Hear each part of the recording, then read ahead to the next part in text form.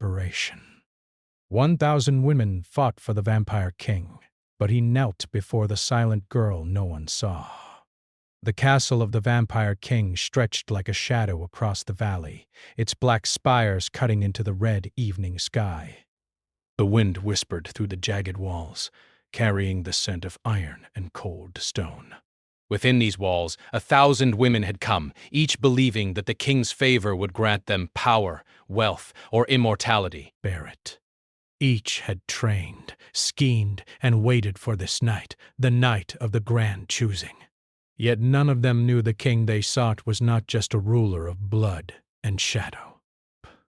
He was centuries old, a being who had walked through lifetimes, gathering kingdoms, treasures, and the loyalty of thousands.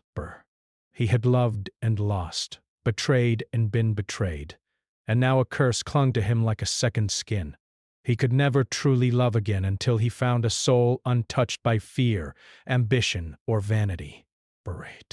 The grand hall burned with torchlight, reflecting off the polished stone floors and towering stained glass. The 1,000 women stood in rows, each more beautiful or imposing than the next, each hoping she would capture his gaze. Jewel-encrusted gowns, silken veils, and glittering rings adorned them like trophies. They whispered among themselves, practicing their smiles, perfecting their bows. And yet, in the far corner of the hall, unseen and unnoticed, a single figure moved quietly.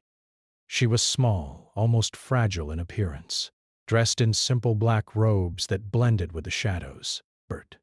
Her hair fell like dark silk around her face, hiding her expression. She did not boast, she did not scheme, and she did not seek the king's attention.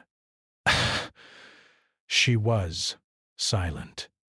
The court noticed her only in passing, a whisper that passed from one noble to another. Who is that girl? But no one knew, and no one cared. Tesca seemed like a shadow, a breeze that barely disturbed the air. Yet the king's eyes, as sharp and cold as blades, found her immediately. He sat upon his throne, an immense chair carved from black stone and veined with red crystal. His presence alone demanded silence. Centuries of experience, countless victories, and unchallenged power made his aura nearly unbearable. Yet tonight his gaze did not sweep over the 1,000 women like it usually did. Tonight it rested on the silent figure at the edge of the hall. The grand choosing began. One by one, the women stepped forward to demonstrate courage, wisdom, or loyalty.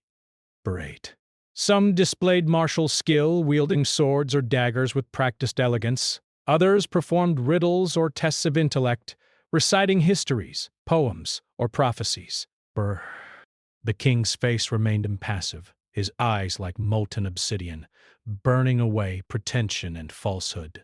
Each woman fell short. Pride blinded some.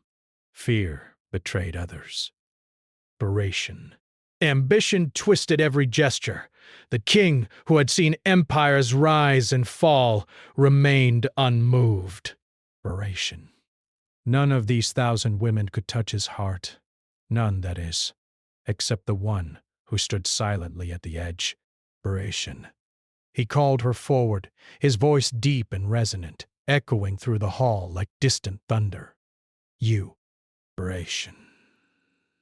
come forth. The hall went silent. 1,000 eyes turned, 1,000 hearts paused. Who was she to be summoned before the king? Why had he chosen her, the one no one had noticed? The silent girl stepped forward, her movements measured, her eyes steady, bare. She did not tremble, nor did she bend in subservience. She walked as if she were not just walking toward a throne, but toward destiny itself. When she reached the steps before the king, she stopped. She lowered her gaze slightly, not in fear, but in acknowledgement. The king, who had spent centuries observing every detail of human behavior, felt a strange tug at his chest. He leaned forward slightly, the first time in many years that any living thing had stirred him beyond curiosity. "Who are you?" he asked. His voice was soft now, almost hesitant. No one had ever spoken to the king like this, and certainly no one had ever moved him. "I am nothing," she replied simply. Her voice was quiet but steady. It carried no pride, no malice, no ambition. A murmur ran through the hall. Nothing? The 1,000 women looked at her with disbelief, some with disdain. How could someone who claimed to be nothing stand here before the vampire king? The king leaned back, studying her as one might study a rare, delicate flower. She did not sparkle with jewels, nor wield a sword with grace. She did not boast of accomplishments or wealth. And yet, there was something in her stillness, something in her calm, that drew his attention like a moth to a flame. "Nothing," he repeated, a note of curiosity in his voice. "And yet you have stepped into my hall, unafraid of me, unafraid of all of this." His gesture swept toward the 1,000 women behind her. Why? She looked at him directly now, meeting his eyes without flinching. "Because fear is a burden I have no use for. Ambition is a weight I do not carry. I seek only, to be seen as I am." The king's centuries of solitude seemed to fall away in that instant. No one had ever spoken to him like this. Not with honesty, not with courage, not with silence as their shield. The hall seemed to shrink around them, the torchlight dimming as if bending toward this singular moment. He rose from his throne, moving with the grace and authority of a predator. Yet there was no malice in his step. He stopped before her, kneeling, not as a king to a subject, but as one being humbled by another. The sound echoed through the hall, and a hush fell over the 1,000 women. The ground itself seemed to tremble beneath the weight of this impossible act. The silent girl looked down at him, her expression calm but thoughtful. She did not bow, nor did she speak. The king's hand hovered in the air, then rested lightly on the step before her. He had knelt before hundreds of women in his life, but never with this. Sincerity. Never with this question silently asked in his eyes. Could this one be the soul I have waited centuries to find? Whispers rippled through the hall. The 1,000 women stiffened, their carefully constructed pride cracking.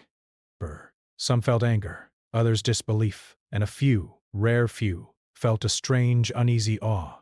They had come seeking power and dominance, yet here was a girl who had none of that, commanding the attention of the immortal king with nothing but stillness and truth. The king finally spoke, his voice quieter now, almost reverent. "You, are unlike any I have known. You do not seek me, and yet I find myself seeking you." The silent girl tilted her head slightly, considering his words.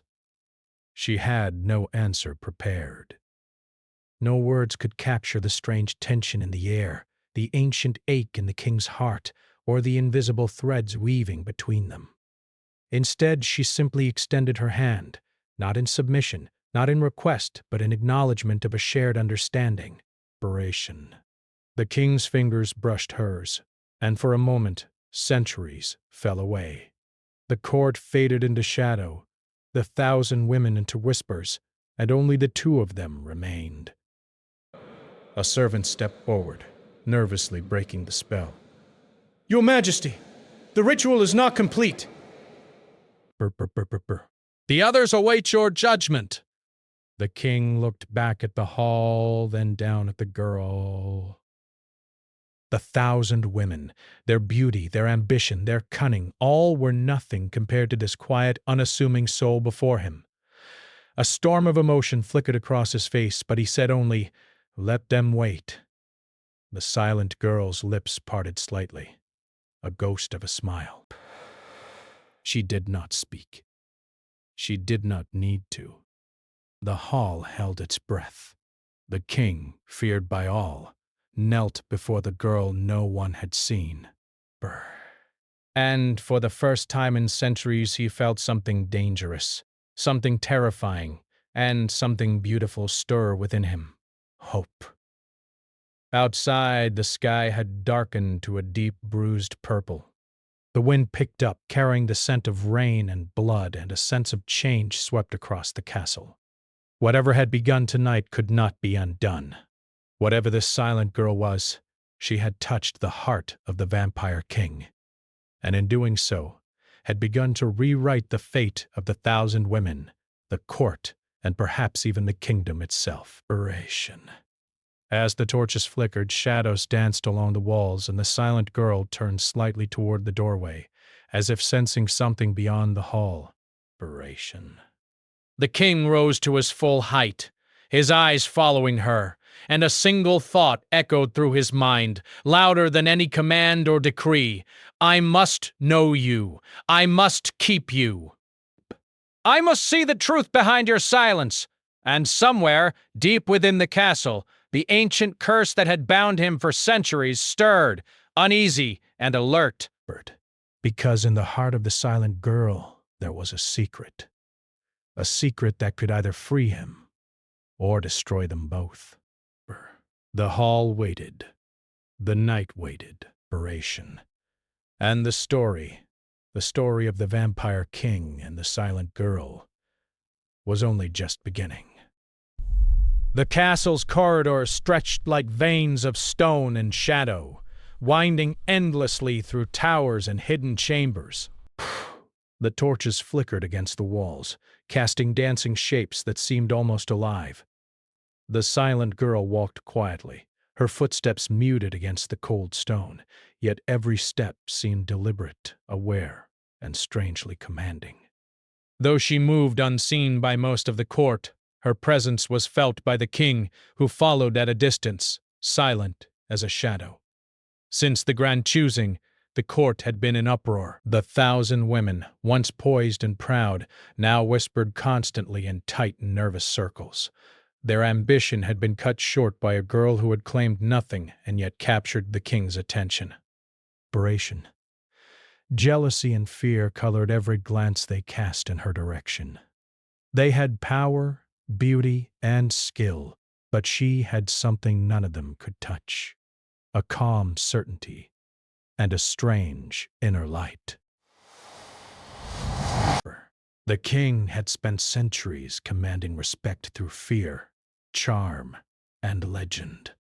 But the silent girl did not fear him. She did not flinch or bend or try to charm him, and in this she had broken the only rules he had lived by for centuries. There. He observed her from the shadows of a grand archway, his black cloak brushing against the stone floor.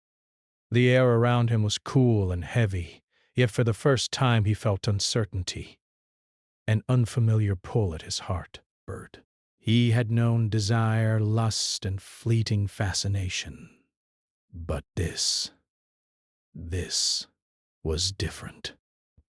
This was curiosity laced with awe, tinged with something far older than human longing. The silent girl paused in a narrow hall lined with ancient portraits of kings and queens long dead. Her eyes were drawn to a painting of a vampire king from centuries past, his gaze stern and commanding. She studied the face carefully, as if searching for a clue hidden in the painted eyes. The king, unseen behind the shadows, felt a jolt of recognition. She did not look at him as an immortal or as a ruler. She looked at him as a man, next to me. He stepped forward, his voice low and steady. Bear. You study the past as if it can tell you the future. Why? She did not startle. Bracey turned slowly, meeting his gaze without fear.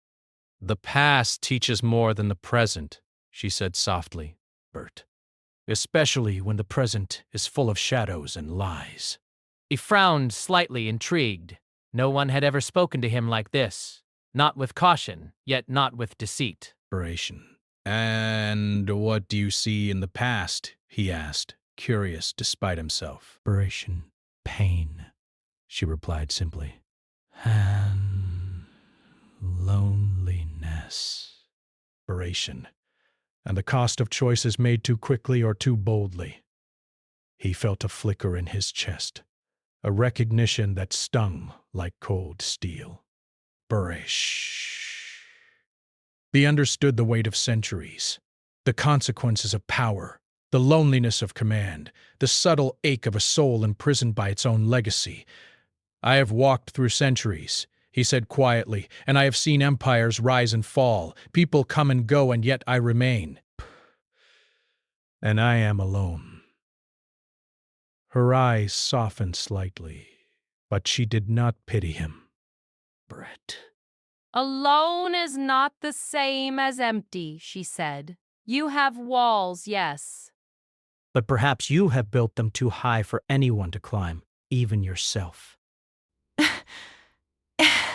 He studied her, intrigued and unsettled. No one had ever challenged him in this way. The court had feared him. Courtiers had flattered him. Rivals had tried to manipulate him. Yet this quiet girl, invisible to all others, spoke truths that cut deeper than any blade. Bervest. The king gestured toward the nearest chamber, a private room hidden behind carved oak doors. Walk with me, he said. She hesitated briefly, then nodded, and together they moved through the quiet corridors. Inside the chamber, the air smelled of dust and old parchment. Shelves lined the walls, stacked with books, scrolls, and relics from centuries past. The silent girl moved to one of the shelves and lifted a small, delicate box. She opened it carefully, revealing items of past loves, rings, medallions, and letters preserved in the silence of the castle. You keep these? She asked softly, her voice almost a whisper. I do, he replied. They are fragments of lives that once touched me. And failed to awaken what I thought could not be awakened. She looked down at the objects, turning them gently in her hands. And you keep them because you hope, or because you fear. The king's gaze fell to the floor, his jaw tightening. He rarely spoke of fear, and hope had long been a stranger to him. Perhaps both, he admitted. Hope is dangerous, Bert. Fear is familiar. Yet even I cannot resist what the heart quietly demands. The silent girl's eyes met his, steady and clear. Perhaps your heart does not demand what you think, she said. Perhaps it has been waiting for something, or someone, that no one else could ever provide. A silence fell between them, heavy and full of unspoken truths. Outside, the wind rose, rattling the windows and carrying the scent of rain and iron. The king, who had ruled with certainty for centuries, felt the first stirrings of doubt and the first flickers of something else entirely, the possibility of love, or at least of connection, in a life that had known only solitude. He studied her carefully. Bert. You are not like the others, he said finally. You do not seek power, Bert. You do not crave recognition. You are different. She smiled faintly, almost imperceptibly. Perhaps different is not the same as special. she said. Perhaps it is merely the truth in a world of masks. The king considered this, his thoughts wandering to the 1,000 women waiting, their pride wounded, their whispers sharp and bitter. None of them had the courage to speak as she did, Beration. None had the clarity to see him, not as a king, but as a man burdened by centuries of loss and darkness. Suddenly, a soft knock echoed through the chamber. Beration. A young servant entered cautiously, bowing low.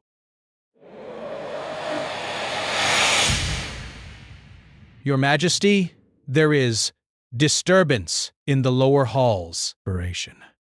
Some of the women, they plot. The king's eyes narrowed. Plot? He asked, his voice low and dangerous. He turned toward the silent girl.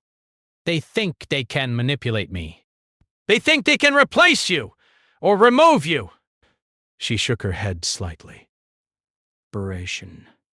They are afraid of what they cannot control, she said. They do not understand the bond forming here. Beration. And they cannot see it, because it is not a bond of fear, nor of ambition, nor of desire. It is something older. The king nodded slowly, considering her words.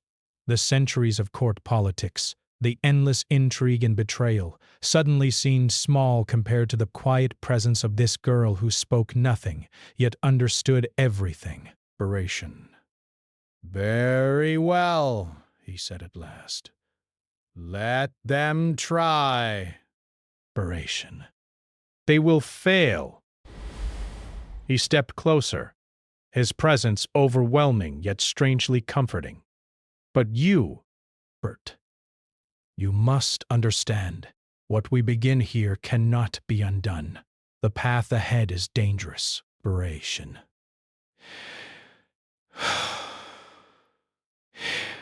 It will test us both. I am not afraid, she said. I have walked my own shadows and found my way through. I will not be lost here. For the first time the king felt something dangerous. Hope mingled with fear.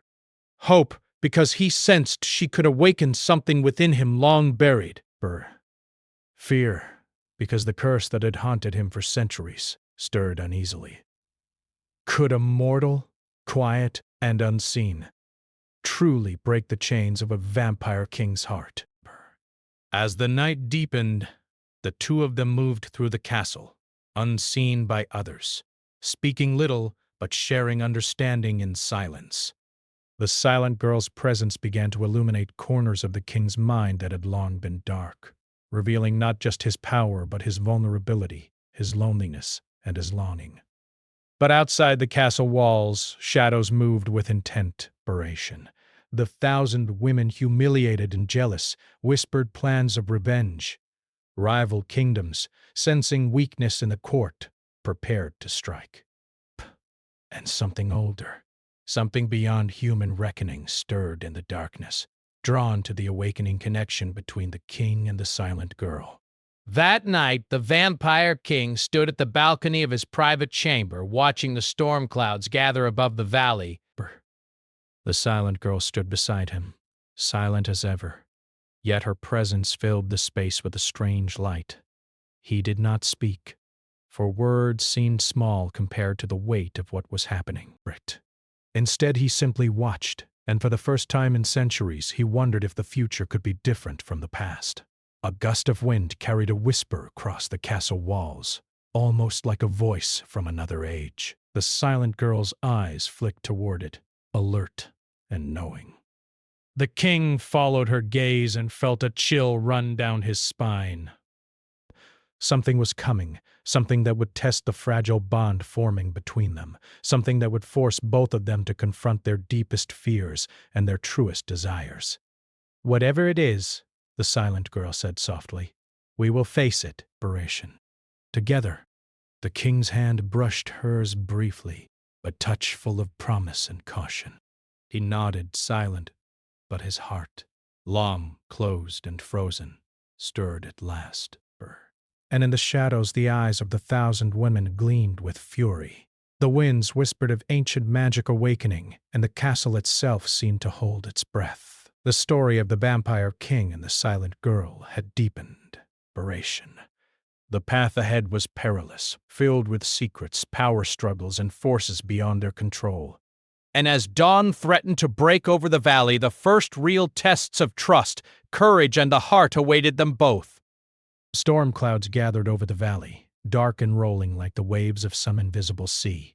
Lightning flashed across the distant mountains, illuminating the jagged spires of the castle and the mist that curled through the courtyards. The silent girl stood at a high balcony, her black cloak pressed against her shoulders by the rising wind. The vampire king stood behind her silent, watching, his presence heavy but calm, like shadow and stone walking together. The 1,000 women had not forgotten her. They had retreated for now, nursing wounded pride and simmering jealousy. But their plotting did not cease. Whispers reached the king even within his private chambers. Messages of treachery, hints of betrayal, subtle manipulations. They were everywhere. Yet none of it truly mattered to him. His attention was fixed on the girl who walked beside him, the girl who had no claim to power yet had claimed his heart. You feel it, do you not? He asked quietly, his voice barely audible over the wind.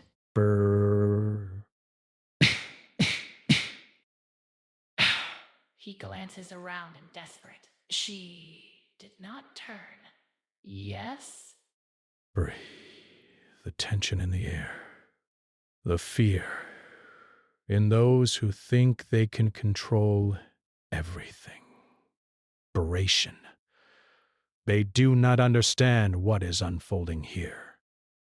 He nodded. They cannot see it. They do not see you. But I do. And it is inspiration to care this much. She finally looked at him, her dark eyes steady and unwavering. Perhaps danger is what makes it real. Perhaps the weight of consequences proves the truth of what we feel. For the first time, the king allowed himself a fleeting smile. He had known danger all his life, in battles, betrayals, and wars. But this was a different danger. This was danger born of connection, of hope, of the risk of losing a part of himself he had never truly possessed before. As night fell, the castle seemed to hum with unseen energy. Shadows lengthened and deepened, and the wind carried whispers of schemes and threats. The king's senses, honed over centuries, detected the faintest tremors, movements in the corridors, subtle changes in the air, and the presence of intruders who dared approach under the cover of darkness. "They are coming," he said, his voice low and commanding. Not all of them are human. Some have been drawn by the stirrings of power, by the shift that your presence has caused. The silent girl's hand brushed against the railing, her fingers curling lightly. Then we must be ready. Not with force alone, but with understanding. Fear and anger are predictable. Wisdom is rare. He turned to her fully, the torchlight illuminating his face, sharp and beautiful, shadowed and pale. You speak as though you have seen centuries of war. And yet you are human. What is it about you that makes you so different? I have walked my own darkness, she said softly. I have faced my own fears, and I have learned that courage is not the absence of fear, but the choice to move forward despite it. He regarded her silently for a long moment. Then, without another word, he led her through a secret passage that twisted beneath the castle like the roots of a mountain. The walls were lined with relics and weapons, many ancient, many enchanted, all waiting for the moment they might be needed. In the heart of this hidden chamber, the king stopped and finally spoke. Inspiration. You do not belong to this world, and yet you are here. Why? Inspiration. Because some things cannot be explained. Because some connections must exist. And because you cannot face what is coming alone. He nodded slowly, the weight of his centuries pressing down upon him. You speak with such certainty, yet I have known certainty only in solitude, Berg. I have never trusted another fully. Can I trust you? You already do. She said, her voice quiet but unwavering. Bert, even if you do not realize it yet. Outside the castle, the first attack came. A shadowy host, unseen by human eyes, moved through the surrounding forests, slipping past wards and hidden defenses. They were creatures born of magic and malice, drawn by the stirrings of power between the king and the silent girl. They sought to capture her, to destabilize the king, and to claim the energy that her presence had awakened. The king sensed them immediately. "Prepare the defenses," he commanded, his voice carrying through hidden channels. Shadows moved at his instruction, sentries appearing in an instant, doors closing silently, traps set with precision. Yet he did not wait for her to act. He was already moving, a predator anticipating the approach of other predators. The silent girl followed calmly, observing, analyzing. She noticed small details others would miss, the shifting patterns of the intruders, the rhythm of their movement, the faint glow of magical energy that marked their presence. She whispered advice to the king, subtle, precise, guiding him with knowledge born not of power, but of awareness. "They are divided," she said. "Do not confront them all at once. Lead them into the narrow passages." Their strength is useless if they cannot move freely. He considered her words and, for the first time, allowed another being's insight to shape his strategy. Together they moved through the hidden passages, a perfect harmony of predator and strategist. Shadows followed them, but the silent girl's calm presence steadied the king, tempered his centuries of instinctive aggression with clarity. When the intruders finally appeared in force, they were funneled into a narrow corridor exactly as she had predicted. The king moved with terrifying precision, defending the silent girl without striking recklessly. She did not fight, but her knowledge of their movements allowed him to anticipate every strike, every ambush. Together, they were unstoppable. And yet, in the quiet moments between attacks, the king caught glimpses of something more profound. The silent girl was not just clever or brave. She understood him. She saw beyond the mask of the Vampire King, into the loneliness, the fear, and the curse that had bound him for centuries. After the last of the intruders had fled, broken and confused, the two of them emerged into the open air of the courtyard. Rain fell in heavy sheets, drenching them both, but neither seemed to mind. The storm reflected the turmoil inside the king's heart, exhilaration, fear, and the strange thrill of vulnerability. Bah. You could have been harmed, he said quietly, looking at her drenched figure. You must not place yourself in danger.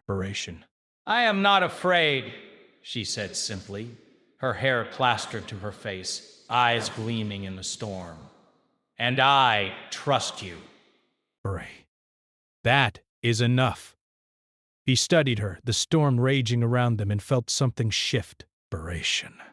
He had always been alone. He had always relied on himself.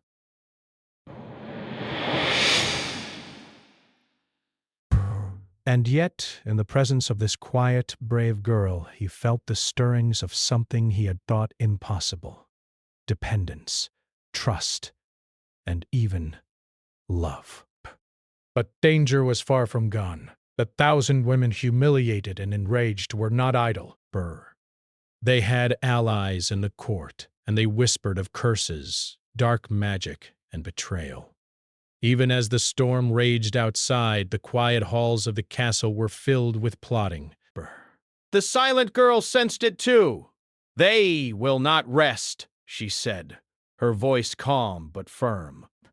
They will try again, with everything they have. The king nodded, his mind already turning over defenses, strategies, and contingencies.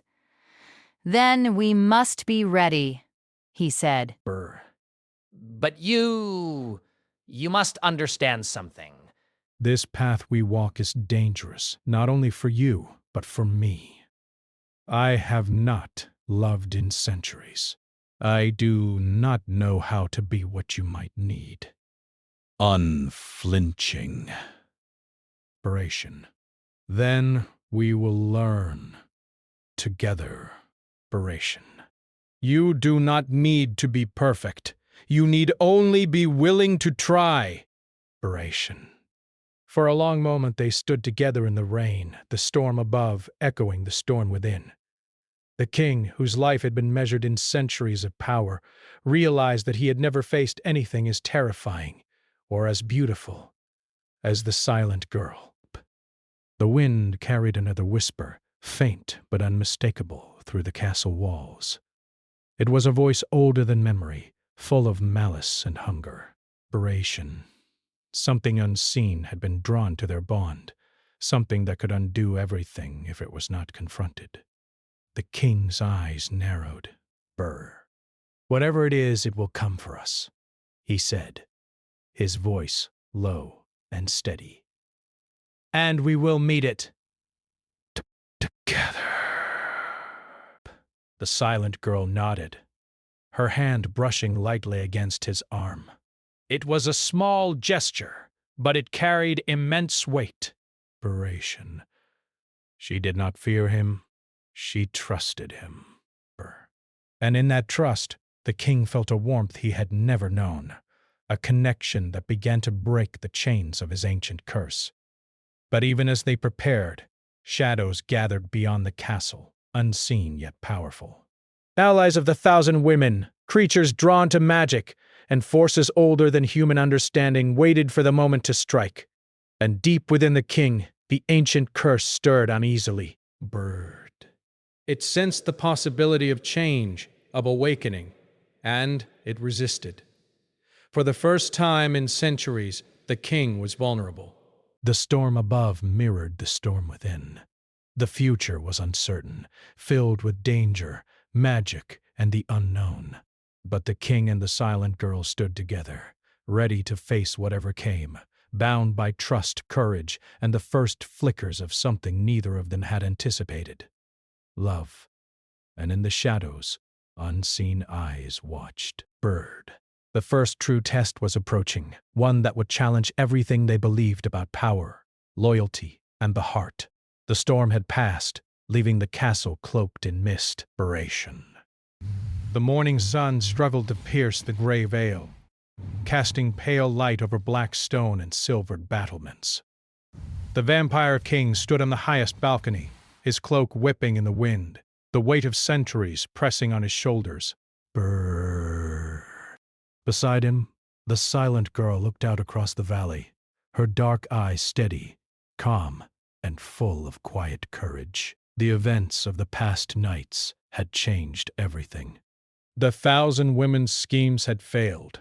Rival kingdoms had sent spies and assassins, but none could penetrate the defenses or the bond forming between the king and the girl who had captured his attention.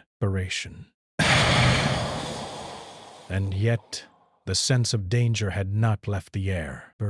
Something ancient and relentless still lurked in the shadows, drawn to the stirrings of power and emotion between them.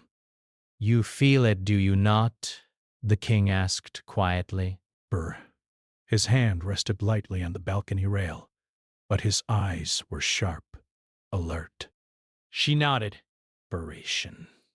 Yes. Whatever waits in the shadows knows that we are here. Desperation. That we are not afraid. That we are bound. Desperation. He turned to her, the first real vulnerability in his face showing, pale, sharp, but human. Bound, he repeated softly. Desperation. I have walked through centuries alone. I have feared nothing, yet in your presence, I feel something I cannot name. Desperation. It is trust, she said simply. And courage. Desperation. And perhaps love. You do not need to fear it. You only need to allow it. The king studied her, absorbing the calm certainty in her gaze. The centuries of solitude and the curse that had weighed upon him suddenly felt less oppressive. The silent girl did not seek to dominate him. She did not demand. She simply existed with him in quiet understanding. And in that existence, something in him began to stir. Desperation. Something human. Something vulnerable. Something redemptive. The sound of footsteps on the balcony drew their attention. Desperation. One of the king's most loyal advisors approached cautiously. My king. Whispering. The intruders have gathered. They are stronger than before. Magic creatures. They move like shadows but strike like storms. The king's eyes narrowed. Then they will find us ready. And you stay close. I will not lose you. Not now. Not ever.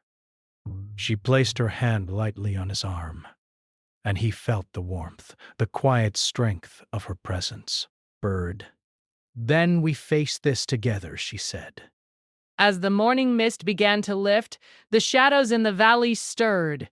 Bird. Figures emerged, shifting with unnatural speed and purpose.